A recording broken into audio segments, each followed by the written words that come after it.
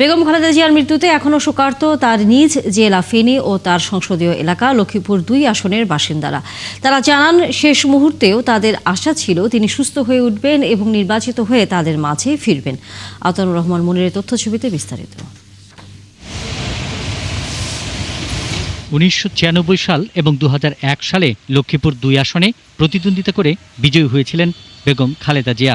সাধারণ ভোটাররা জানান, এ অঞ্চলের অধিকাংশ উন্নয়ন হয়েছে তার হাত ধরে।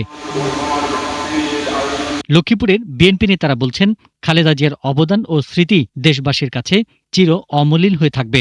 তিনি যখন এখানে আসতেন বিশাল জমজমাট থাকতো, এলাকার মানুষ আসতো, দেখতো, আমরাও থাকতাম, কেননা যেহেতু আমাদের বাড়িও এখানে কাছে। তিনি মারা গেছেন, পুরো বাড়িটাই এখন শোকে কাতর।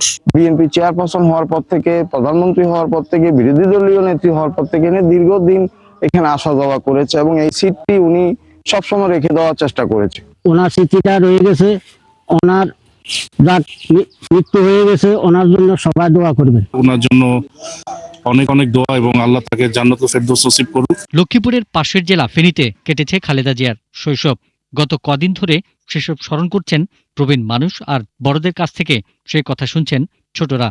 উনি আমাদের এই লক্ষ্মীপুর 2 আসনে পরপর 2 বার এমপি নির্বাচন করেছেন। আর এই লক্ষ্মীপুর মাটি ও মানুষের সাথে উনি মিশে গেছেন।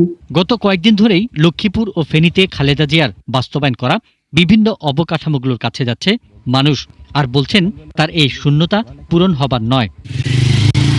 পিন্টু হাজং, 71।